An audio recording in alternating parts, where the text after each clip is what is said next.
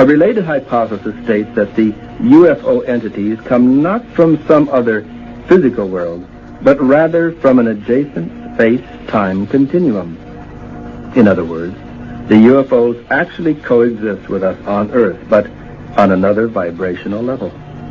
Well, if the dimensions ever cross, and quite obviously they do, or we wouldn't see UFOs at all, maybe the other dimensions hypothesis explains such artifacts as this beautifully wrought object that was discovered inside of solid pudding stone 15 feet below the surface near Dorchester, Massachusetts. The bell-shaped vessel is 4.5 inches high, 6.5 inches at the base, 2.5 inches at the top, and about 1/8 of an inch thick. The metallic composition is brass with zinc, iron, and lead.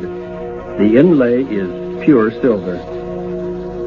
Since its discovery, some of the world's finest and most complete laboratories have run the vessel through every conceivable kind of test. There is still no answer to its period of historicity or its origin. Certain ufologists have stated their beliefs that at least some UFOs may actually be unrecognized life forms indigenous to the upper reaches of the Earth's atmosphere. They may be plasmic, electrical, nearly pure energy forms which have the ability to assume a variety of guises. Others suggest that the UFOs may be something more on the order of ghosts rather than visitors from outer space. They have theorized that maybe our entire planet is haunted, so to speak, by some as yet unknown physical law that can at times activate or be activated by the unconscious mind. This law, or energy, might not itself be intelligent, but it would be able to absorb, reflect, and imitate human intelligence. For instance, this ghostly bald snatcher appeared in a brand new home in Lake Tahoe. This picture is not a double exposure, and it clearly shows the image of a man steadying the wagon wheel chandelier and removing or unscrewing the light bulb. The proud owner of the new home had been perplexed by the light bulbs becoming loose in their sockets. It wasn't until this picture was developed that he learned the reason why. Now, you have to deal with this photograph in your own reality, of course.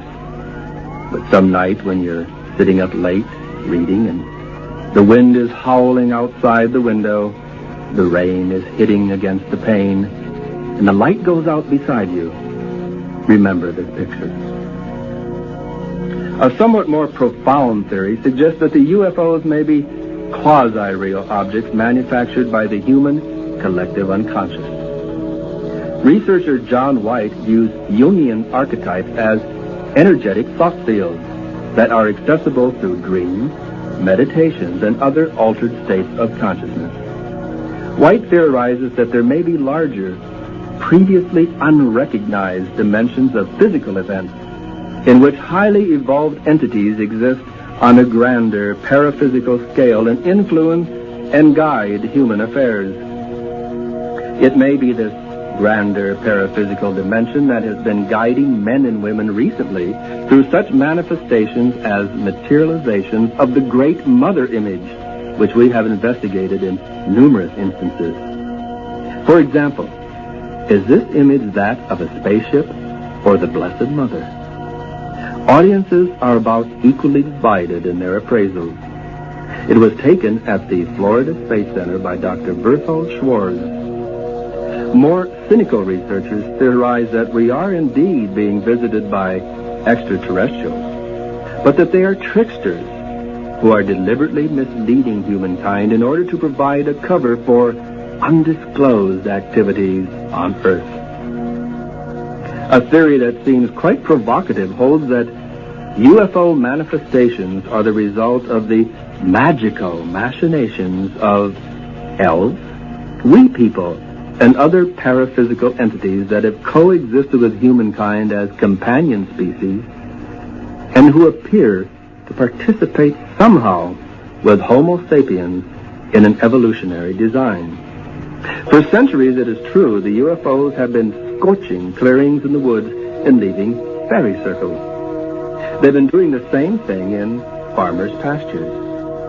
In this instance, the Iowa farmer who complained to us was upset because he thought the UFOs he saw nestling down in his pasture were somehow drawing electricity from the power lines, and he was afraid that he would get stuck with the bill.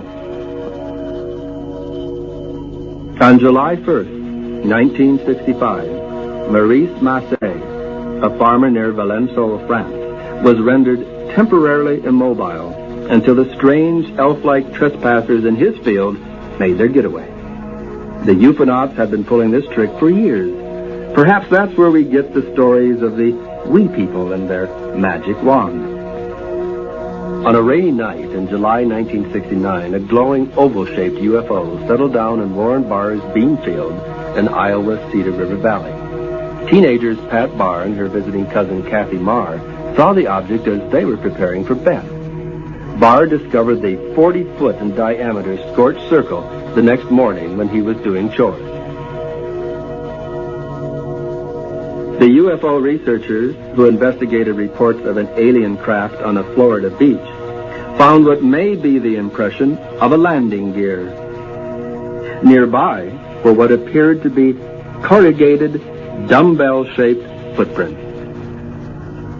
Both in UFO literature and in the cases which I have personally investigated, the most often reported ETs are described as being about 5 feet tall, large-headed, with oversized, strangely slanted eyes, sometimes with reptilian-type vertical pupils.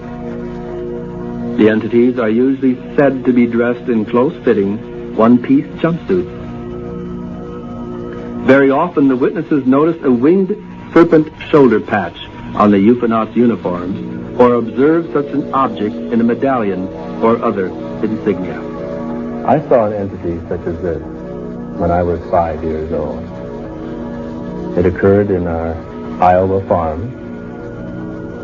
I was seated on the edge of the bed one October evening, and I heard the sound of someone dragging a wash tub over under the kitchen window.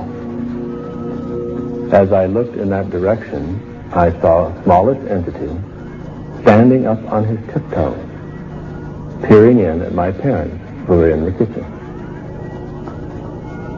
I watched the being for quite some time, feeling a kind of anticipation and awe, and then the watcher must have felt as though he being watched. And then he turned to look at me, and we made eye-to-eye contact. I have never forgotten the moment when we looked at one another eye to eye at a distance of probably 7 to 8 feet. It seemed as though the entity's eyes began to get larger and larger and larger. And I became very tranquil, very much at peace, and then I knew nothing else until I awakened the next morning. This is the way Patrolman Herb Shermer sketched the UFO occupants he encountered outside of Ashland, Nebraska, shortly after midnight on December 3rd, 1967. They were from 4.5 to 5.5 feet tall, Shermer told us. Their uniforms were silver gray, very shiny. Their suits came up around their heads like a pilot's cap. On the right side of their helmets, they had a small antenna just above where the ear would be. Their chests were bigger than ours. They were built very wiry and muscular. Their eyes were the one thing that I will never forget. The pupil went up and down like a slit. When they looked at me, they stared straight into my eyes. It didn't blink. It was real uncomfortable. Their noses were flat. Their mouths looked more like a slit than a regular mouth.